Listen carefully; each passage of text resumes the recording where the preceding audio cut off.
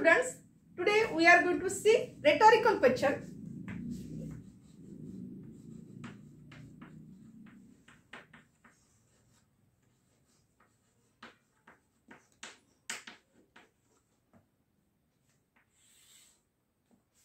चला तर विद्यार्थी मित्रांनो, आज आपण rhetorical question हा प्रकार काय असतो याविषयी माहिती बघूया की हा नेमका काय टॉपिक आहे.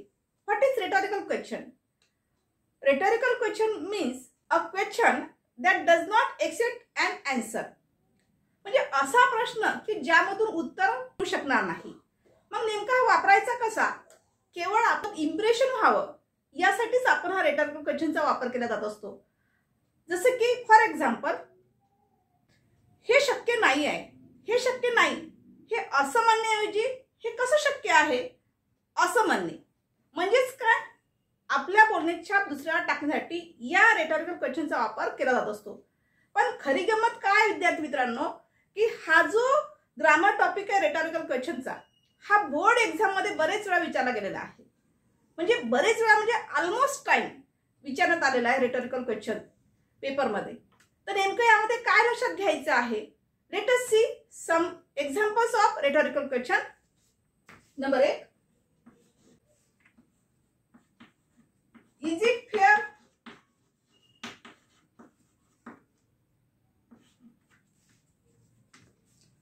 बघा, आता तुम्हाला विचारताना पेपर मध्ये कशा पद्धतीने विचारलेलं आहे, इज इट फेअर. सगळ्यात पहिले काय करायचं, दिलेल्या वाक्याचा टाइप लक्षात घ्यायचा की दिलेलं वाक्य हे कोणत्या प्रकारामध्ये आलेलं आहे.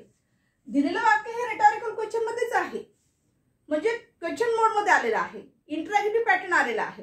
तर याला आपल्याला कन्वर्ट कशामध्ये करावं लागेल, आता इन ॲसरेटिव्ह. म्हणजेच काय, ॲसरेटिव्ह मध्ये त्याचं आपल्याला काय करावं लागेल, वाक्य बनवावं लागेल. ॲसरेटिव्ह बनवताना तुमच्या लक्षात आलं असेलच की बाबा ॲसरेटिव्ह सेंटेन्स कशा पद्धतीचं असते, तर सब्जेक्ट, वर्ब आणि ऑब्जेक्ट. मग आता दिलेलं जे क्वेश्चन मोड मध्ये असणारा जो प्रश्न आहे त्या प्रश्नाला कशा पद्धतीने आपण तयार करायचं बघा. तर या ठिकाणी इज इट फेअर असं दिलेलं आहे. तुम्हाला मेक इट ॲसरेटिव्ह सेंटेन्स किंवा मेक इट स्टेटमेंट अशा पद्धतीने तुम्हाला बनवायला येईल. म्हणजे दिलेलं वाक्य rhetorical question मध्ये आहे, याला मोड करताना तुम्हाला या पद्धतीने करावं लागेल. ठीक आहे, चला तर या ठिकाणी आता सगळ्यात पहिलं वाक्य बघायचं कसं आहे. दिलेला जो क्वेश्चन आहे हा कसा आहे, हा अफर्मेटिव्ह आहे. म्हणजेच यामध्ये नॉट आलेला आहे का, नाही, होकारार्थी क्वेश्चन दिलेला आहे. मग अशा वेळेस आपल्याला पॉझिटिव्ह असेल, पॉझिटिव्ह क्वेश्चन जर आलेला असेल तर अशा वेळेस निगेटिव्ह स्टेटमेंट तयार करावं लागेल. मग या ठिकाणी सब्जेक्ट कोणता आलेला आहे, इट हा सब्जेक्ट आलेला आहे. म्हणजे सुरुवातीला काय घ्यावं लागेल, इट. त्यानंतर टू बी फॉर्म घ्या जे असेल ते, इट इज. त्यानंतर आपल्या जवळचा शब्द घ्या not fair, it is not fair, शेवटी फुल स्टॉप. अशा पद्धतीने तुमचं वाक्य तयार होईल. ठीक आहे, let us see another example. Who doesn't want money. बघा, आता या ठिकाणी काय दिलेलं आहे, हु डझंट वॉन्ट मनी. दिलेला जो rhetorical question आहे हा कसा आलेला आहे, इन निगेटिव्ह, निगेटिव्ह मॅटर मध्ये आलेला आहे. म्हणजे याचा अर्थ काय झालेला आहे, याचा मीनिंग काय होतो आहे, पैसे कुणाला नको आहे, नको आहे नाही का, पैसे कुणाला नको आहे, पैसा सगळ्यांनाच पाहिजे. उत्तर काय येईल, पैसा सर्वांनाच पाहिजे नाही का, पैसा सर्वांना हवा आहे. तर मग अशा वेळेस काय करायचं, हा जो हु आहे, ज्यावेळेस हुनी जर प्रश्न तयार होत असेल त्यावेळेला हु हा कुणाच्या प्लेस मध्ये वापरला जात असतो, सब्जेक्टच्या प्लेस मध्ये, म्हणजे सब्जेक्टच्या ठिकाणी वापरला जात असतो हु. मग अशा वेळेस काय करावं लागेल तुम्हाला, आता हुच्या ऐवजी आपल्याला जर प्रश्न स्टेटमेंट तयार करायचं असेल तर या वाक्यात जर तुम्ही म्हटलं की स्टेटमेंट सुरू करत असताना सब्जेक्ट कुठे यावा, मग अशा वेळेस सब्जेक्ट म्हणून काय वापरायचं, एव्हरीवन वापरायचं. काय वापरायचं तुम्हाला, एव्हरीवन. एव्हरीवन या ठिकाणी निगेटिव्ह प्रश्न आलेला आहे, नॉटला कट करा आणि हा जो डज आहे या डजचा बदल या मेन वर्ब मध्ये करायचा आहे. म्हणजेच काय होईल, वॉन्ट्स. याला काय लागेल, वॉन्ट्स मनी, शेवटी फुल स्टॉप. म्हणजे एव्हरीवन वॉन्ट्स मनी, पैसा सर्वांना हवा आहे, प्रत्येकाला हवा आहे नाही का. जसे की फर्स्ट सेंटेन्स मध्ये बघा, इज इट फेअर, ते चांगलं आहे का, असं बोलताना आपण म्हणतो इज इट फेअर म्हणजे काय झालं, ते चांगलं आहे का, की ते योग्य आहे का. मग याचा आन्सर कसं केला आपण, इट इज नॉट फेअर, ते चांगलं नाही आहे. म्हणजे जशाच तसंच, फक्त आपण विचारताना प्रश्नार्थ विचारला आणि आन्सर देताना त्या ठिकाणी स्टेटमेंटमध्ये तयार करण्यात आलेला आहे. सेकंड सेंटेन्स मध्ये बघा, हु डझंट वॉन्ट मनी, पैसा कुणाला नको आहे. आन्सर मध्ये काय घेतलं आपण, एव्हरीवन वॉन्ट्स मनी, पैसा सर्वांनाच हवा आहे. आता दिलेला जो प्रश्न आहे हा निगेटिव्ह असल्यामुळे तुमच्या लक्षात आलं का, इथे आपण आन्सर कसं केलेलं आहे, इन पॉझिटिव्ह सेंटेन्स मध्ये केलेलं आहे. दिलेला प्रश्न निगेटिव्ह असल्यामुळे उत्तर काय केलेलं आपण, पॉझिटिव्ह घेतलेलं आहे. ठीक आहे. इथे सुरुवातीला फर्स्ट सेंटेन्स मध्ये काय दिसते आहे, दिलेला जो प्रश्न आहे तो पॉझिटिव्ह सेंटेन्स मध्ये आहे, नाही का, पॉझिटिव्ह मध्ये आलेला आहे. होकारार्थी प्रश्न होता, त्यामुळे आन्सर काय झालेला आहे, इन निगेटिव्ह मोड मध्ये तयार केलेला आहे. फक्त हाच बदल लक्षात ठेवायचा तुम्हाला इन रेटोरिकल सेंटेन्स बनवताना. ठीक आहे.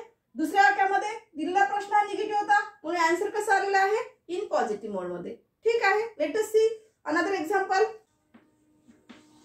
हाऊ इज इट पॉसिबल,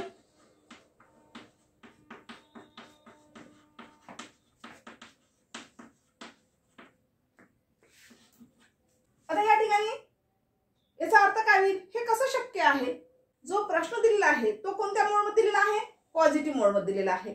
म्हणजे आपल्याला आन्सर करत असताना स्टेटमेंट कसं होईल आता, इन निगेटिव्ह मोड मध्ये, राईट. मग हे कसं शक्य आहे, तर आन्सर कसं होईल, ते शक्य नाही आहे. म्हणजे या ठिकाणी सब्जेक्ट कोणता आलेला आहे, इट. इट त्यानंतर टू बीज फॉर्म आला असेल, टू बीज फॉर्म घ्या, इज नॉट पॉसिबल, शेवटी फुल stop. Now another example. There was freedom. There was freedom. आता स्वातंत्र्य कुठे होतं असं दिलेलं आहे. दिलेलं वाक्य हे कसं आहे, पॉझिटिव्ह रेटोरिकल क्वेश्चन मध्ये आलेलं आहे. बरोबर आहे. मग याला निगेटिव्ह करत असताना आता आपल्याजवळचं आपल्याला काय करावं लागेल, सब्जेक्ट घ्यावं लागेल. कारण सब्जेक्ट कोणता आहे, या ठिकाणी सब्जेक्ट कोणता येईल. आता व्हेअरला तर आपल्याला वाक्यामध्ये घेता येणार नाही. व्हेअरला आपल्याला वाक्यामध्ये घेता येणार का, नाही, कारण व्हेअर हा WH वर्ड झालेला आहे. मग व्हेअर कट करून काय घ्यावं लागेल, वाक्याचा अर्थ लावण्यासाठी आपल्याला या ठिकाणी काय घ्यावं लागेल, देअर घ्यावं लागेल. देअर. त्यानंतर वाक्य दिलेला जो प्रश्न आहे कसा आहे, पॉझिटिव्ह क्वेश्चन मध्ये आलेला आहे, तर याला निगेटिव्ह करायचं. देअर वॉज नो, एक तर तुम्ही नो घेऊ शकता किंवा नॉट घेऊ शकता, नो फ्रीडम, शेवटी फुल स्टॉप. बघा म्हणजे आन्सर कसं झालेला आहे, देअर वॉज नो फ्रीडम. आपण आजच्या तासामध्ये काय लक्षात घेतलेलं आहे, रेटोरिकल क्वेश्चन जर आलेला असेल पेपरला तर कशा पद्धतीने स्टेटमेंट तयार करायचं याविषयी माहिती जाणून घेतलेली आहे. पण फर्स्ट सेंटेन्स मध्ये टू बीज फॉर्म जर इन्क्लूड असेल तर फक्त स्टेटमेंट तयार करताना त्याच्यासमोर काय लावायचंय, तुम्हाला फक्त नॉटचा वापर करायचा आहे. बरोबर आहे. जर प्रश्न हुनी बनवलेला आला असेल तर मिनिंग ऑफ सेंटेन्स नुसार त्या ठिकाणी एव्हरीवनचा वापर करणे गरजेचं आहे. म्हणजे दिलेलं जे सेकंड सेंटेन्स होतं हुचं, तर त्या हुच्या सेंटेन्स मध्ये निगेटिव्ह मोड मध्ये तुम्हाला विचारलेलं होतं, म्हणून आपण आन्सर कोणत्या पद्धतीने दिलेला आहे, इन पॉझिटिव्ह मोड मध्ये दिलेलं होतं. ठीक आहे. स्टेटमेंट करत असताना आपण त्यासाठी एव्हरीवन हा आपण सब्जेक्ट वापरलेला होता. इन थर्ड सेंटेन्स मध्ये काय बघितलं तुम्ही, थर्ड सेंटेन्स मध्ये हाऊने प्रश्न जर विचारला असेल तर हाऊच्या वाक्यामध्ये ऑलरेडी काय आलेला असते, सब्जेक्ट आलेला असतो. त्याच्यामुळे फक्त तुम्हाला नॉटच लावायची गरज असते किंवा नो लावायची गरज असते. म्हणजे निगेटिव्ह वर्ड्स कोणताही तुम्ही यूज करू शकता मिनिंग ऑफ सेंटेन्स नुसार. एक तर नो वापरू शकता, नॉट वापरू शकता, नथिंग वापरू शकता, नन वापरू शकता, नो डाऊट. आणि लास्ट सेंटेन्स मध्ये आपण काय बघितलं, जर प्रश्नाच्या सुरुवातीला व्हेअर आलेला असेल तर व्हेअरच्या सेंटेन्स मध्ये जर तुम्हाला सब्जेक्ट लक्षात येत नसेल तर व्हेअर कट करून त्या ठिकाणी काय घ्यायचंय, तुम्हाला स्टेटमेंट बनवताना त्या ठिकाणी देअरचा वापर करायचा. आणि जर इन्क्लूड टू बीज फॉर्म असेल वाक्यामध्ये तर त्याच्यासमोर फक्त नो किंवा नॉटचा वापर करून ॲज इट इज स्टेटमेंट तयार करता येईल. अशा प्रकारे in this way we have seen rhetorical question into assertive statements. तर रेटोरिकल क्वेश्चनचा बदल असर्टिव्ह स्टेटमेंट मध्ये कशा पद्धतीने करायचा हे आपण आजच्या तासामध्ये बघितलेलं आहे. In the next video we will see the next grammar topic. Thank you.